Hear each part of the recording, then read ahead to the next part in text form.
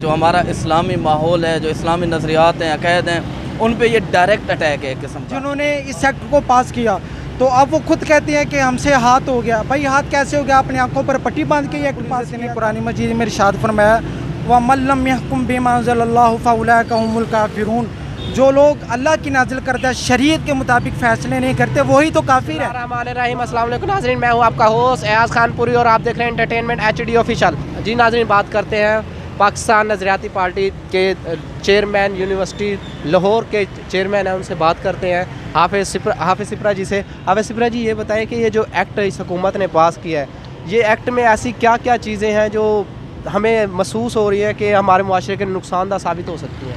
बिस्मिल्लाहिर्रहमानिर्रहीम। सबसे पहले मैं आपका और आपकी टीम का बेहद मशकूर हूँ कि आप कवरेज के लिए आए। फ़र्स्ट ऑफ़ ऑल इसमें जमात इस्लामी का बहुत हाथ है, वो इसमें शीशा पलाई दीवार साबित हो रही है। उन्होंने इस एक्ट में पास ना होने की वजह से सबसे बड़ी वजह जमात इस्लामी, उनकी पूरी कायदीन को, उनकी पूरी जमात को हमारा सलाम है, हम खराज अक़ीदत उनको पेश करते हैं। इस एक्ट में जो पास करने वाले 3 बंदे हैं, नवीद कमर साहब जिनका ताल्लुक़ पीपल पार्टी से है, और शीरी मज़ारी साहिबा जिनका ताल्लुक़ PTI से है, और नंबर 3 पर जो हमारे अयाज सादिक साहब है जिन्होंने एक्सेप्ट किया। ये तीनों सेकुलर पार्टीज़ हैं जिन्होंने इस एक्ट को पास किया। तो अब वो खुद कहते हैं कि हमसे हाथ हो गया। भाई हाथ कैसे हो गया? अपनी आंखों पर पट्टी बांध के ये एक्ट पास किया था। अब देखें, इस पर भी बहुत से लोगों को गुमराह किया जा रहा है, बताया कुछ और जाता है, इम्प्लीमेंट कुछ और किया जाता है। बताया इसमें ये जा रहा है कि जो सा ट्रांसजेंडर एक्ट है उसमें 2018 में एक तरमीम पेश की गई थी, बाद में उसमें अमेंडमेंट कर दी गई थी और इसको कानूनी शक्ल इख्तियार कर दी गई थी। अब बाद में 2022 में अब ये ऐसा हुआ है कि इसको ट्रांसजेंडर में 3 किस्म में इसको मायने लेके जा रहे हैं। एक तो ये कि जो जिसको हम खुसरा कहते हैं, एक तो वो इसका मायने लेके जा रहे हैं। सेकंड पे ये कह रहे हैं कि जो फिज़िकली अब नॉर्मल है, बायोलॉजिकली, मेडिकली जो मतलब अपनी जिनसी साख को खो बैठता है। तीसरे नंबर पे जिसका भी एक्सीडेंट हुआ होता है, जो फॉर एग्ज़ाम्पल जिसका भी एक्सीडेंट हुआ होता है, वो फिज़िकली नॉर्मल में या अपनी जो जिस्मानी क़ुव्वत है, मर्दाना क़ुव्वत है, उसको खो बैठते हैं। तो ये उन्होंने इस एक्ट में पास किया, हालांकि बेसिकली इसका ताल्लुक़ हकीकत से नहीं है। अच्छा हाफिज़ भाई, ज़्यादातर जो ये हुकूमत ये बता रही है कि ये जो एक्ट पास किया गया है ये सिर्फ ट्रांसजेंडर्स के लिए है, ये इसमें कोई ऐसी बात नहीं है। आप ये बताएं कि ऐसी इनमें क्या क्या बातें बताई गई हैं जो इस्लाम के हवाले से और हम एज ए मुस्लिम हमारे लिए जो नुकसानदा साबित हो, जिसकी वजह से हमें अपने मज़हब के हवाले से भी ये बुरा महसूस हो रहा है? देखिए जी, कुरान पाक में इसका वाज़िया बयान है। अल्लाह रब्बुल इज़्ज़त ने कुरान मजीद में इरशाद फरमाया व मल्लम यहकुम बिमा अंज़लल्लाहु फउलाइका हुमुल काफिरून, जो लोग अल्लाह की नाजिल करदा शरीयत के मुताबिक फ़ैसले नहीं करते वही तो काफिर है। व मल्लम यहकुम बिमा अंज़लल्लाहु फउलाइका हुमुज़ ज़ालिमून, जो अल्लाह की नाजिल करदा अहकामात के मुताबिक फ़ैसले नहीं करते वही तो ज़ालिम है, वही तो फासिक है, वही तो ज़ालिम है, वही तो नाजार है, फासिक हैं, वही तो मरदूद हैं जिन्होंने ये फ़ैसले नहीं किए होते। तो अल्लाह ताला ने एक और अपने कुरान मजीद में इरशाद फरमाया, सूरह निसा की आयत नंबर 119 है। अल्लाह रब्बुल इज़्ज़त ने इरशाद फरमाया कि शैतान ने कहा था कि मैं तुम्हारी बनाई हुई जो कौम है उसको मैं बदलूँगा, उसको मैं जो सी जिनसी ताल्लुकात है उसको मैं मज़ीद उसमें क़ुव्वत पैदा करूँगा, उसमें ऐसे कोऑर्डिनेशन पैदा करूँगा। तो आप ये दहेलें हो रहा है। हमारे नबी पाक सल्लल्लाहु अलैहि वसल्लम का भी इरशाद है, सही बुखारी की हदीस है। आप सल्लल्लाहु अलैहि वसल्लम ने इरशाद फरमाया कि उस मर्द पर लानत जो ख़वातीन की मुशाबत इख्तियार करता है, और उस औरत पर लानत जो मर्द की मुशाबत इख्तियार करता है। आप देख लें कि हमारा इसके बाक़ियात कौम लूत पर अज़ाब आया था, इसी वजह से आया था। अल्लाह रब्बुल इज़्ज़त ने हज़रत लूत अलैहिस्सलाम को कौम लूत की तरफ पैगंबर बनाकर भेजा था।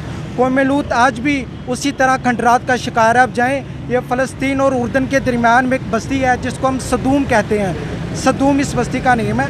तो अल्लाह रब्बुल इज़्ज़त ने इनको उस तरफ भेजा था। तो इनमें सिर्फ इनकी जो सी बीवी हैं वो भी इस अल्लाह ताला के अज़ाब में शरीक हो गई थी। इनकी जो 2 बेटियाँ थी वो सिर्फ इस पर ईमान लेके आई थी, बकाया सब अल्लाह ताला ने गर्क कर दिए थे। तो इसके बाक़ियात आप देख रहे हैं यूनिवर्सिटीज़ में, कॉलेज में, तमाम यूनिवर्सिटियों में इसके बाक़ियात है। सिर्फ पंजाब यूनिवर्सिटी वाहिद है जिसमें हमारे नज़रियाती नौजवान मौजूद हैं जो इस फाशी को बाकायदा इसको सपोर्ट नहीं करते, इसके ख़िलाफ़ शीशा पिलाई दीवार साहब। दूसरे भाई से बात करते हैं जो पाकिस्तान नज़रियाती पार्टी पंजाब मेडिकल विंग्स के चेयरमैन है जी। उस्मान भाई से पूछते हैं। उस्मान भाई, ये बताएं कि ये जो ट्रांसजेंडर एक्ट है, आप ये बताएं कि मेडिकल लिहाज से और उसके इस्लामिक लिहाज से ये बताएं कि इसके क्या क्या नुकसानात हो सकते हैं। बिस्मिल्लाहिर्रहमानिर्रहीम।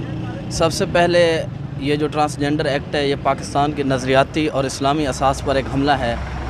ये बात ठीक है कि हम बारूनी कर्ज़ों के बोझ तले दबे हुए हैं, लेकिन ये किसी सूरत भी काबिल कबूल नहीं कि हमारी इस्लामी असास पर हमला किया जाए।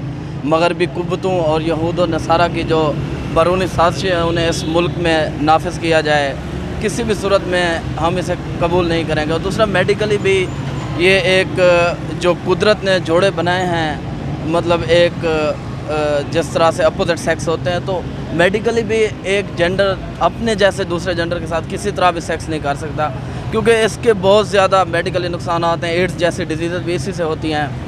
और दूसरी बात यह है कि अगर पाकिस्तान में इस ट्रांसजेंडर एक्ट जैसे गंदे और गैर इस्लामी कानून को नाफिज करने की कोशिश की गई, तो स्टेट यूथ पार्लियामेंट और पाकिस्तान नज़रियाती पार्टी के प्लेटफॉर्म से ये नज़रियाती मुजाहिदीन इंशाल्लाह हर मकाम पर उनका मुकाबला करेंगे और मुल्क खुदा दाद पाकिस्तान में इंशाल्लाह किसी भी सूरत ऐसे कानून को पास करने की इजाज़त नहीं दी जाएगी। ये उस्मान भाई, ये काफ़ी ज़्यादा बातें कही जा रही हैं कि ये एक्ट को जिस तरह से लोग समझ रहे हैं ये उस तरह का नहीं है, तो इस एक्ट की कोई ऐसी बात बताएं जिसके लिए यानी कि जो देखने वाले नाज़रीन हैं उन्हें पता चल सके कि इस एक्ट में ऐसी क्या चीज़ है जो हमारे सबसे ज़्यादा हमारे लिए नुकसान दे। बेसिकली इस एक्ट की जो सबसे ज़्यादा नुकसानदेह बात है वो ये है कि एक जो मर्द है ना, वो अपने आप को औरत, और जो औरत है वो अपने आप को मर्द की आइडेंटिटी दे सकती है। जब ये आइडेंटिटी देगी तो साफ ज़ाहिर है इससे एक दूसरे के साथ जो हमारा इस्लामी माहौल है, जो इस्लामी नज़रियात हैं, अक़ायद हैं, उन पे ये डायरेक्ट अटैक है एक किस्म का। और एक हदीस शरीफ में भी आता है कि किसी मर्द को किसी औरत की मुशाबहत और किसी औरत को मर्द की मुशाबहत करना हराम है। तो ये जो एक्ट है बेसिकली यही है कि ये औरत को मर्द की मुशाबहत दे रहा है और मर्द को औरत की दे रहा है, जिसकी वजह से काफ़ी गंभीर मसाइल हमारे माशरे में जन्म लेंगे इससे, और इसका बरवक्त अजाला ज़रूरी है। और इसी के लिए आज पाकिस्तान नज़रियाती पार्टी और स्टेट यूथ पार्लियामेंट के मुजाहिदीन। उस्मान भाई, ये बताएं कि क्या पाकिस्तान उलमा कौंसल इस एक्ट के उन्होंने ये एक्ट पढ़ा, फिर अभी तक किसी हमारे इस मुल्क में किसी ने इस ट्रांसजेंडर एक्ट के खिलाफ इतनी ज़्यादा आवाज़ नहीं उठाई? क्या क्या हमारी कमियां हैं जो हम बताने में कासिर हैं लोगों को कि इस एक्ट में ये चीज़ें हैं, ठीक है, जिस वजह से यानी कि लोगों तक बात नहीं पहुंच पा रही? यही तो हमारे मसाइल हैं कि हमारे सियासतदान जो हैं, मैं बड़े अफसोस से कह रहा हूँ कि ये एक हमारे लिए शर्मनाक बात है कि हम मगरबी एजेंडों, मगरबी ताकतों के जो कवानीन हैं उनको अपने मुल्क में नाफिज करने की कोशिश कर रहे हैं। आप देखें, इक्का दुक्का सेनेटर मुश्ताक अहमद हैं, उनके अलावा किसी एक सियासतदान ने भी इस एक्ट के ख़िलाफ़ खुलकर बात नहीं की। उसकी वजह यही है कि उन्हें जो उनके पुष्टपनाही करने वाली फोर्सेस हैं वो उन्हें ऐसा करने की इजाज़त नहीं दे रही। तो इस्लामी नज़रियाती कौंसिल ने थोड़ा बहुत इसके ख़िलाफ़ 2-4 कदम उठाए हैं, और बाकी सियासतदान तो वैसे जैसे चलते आ रहे हैं रिवायती तरीके से अपने मगरबी आकाओं की बातों को मानने में, कि गैर इस्लामिक कानून किसी भी सूरत इस मुल्क में नाफिज नहीं किया। आपने मेरा चैनल लाजमी सब्सक्राइब करना है, एंटरटेनमेंट HD ऑफिशियल, ताकि इस तरह के जो वाक़यात हो, इस तरह की जो चीज़ें मैं आपको बता सकूँ।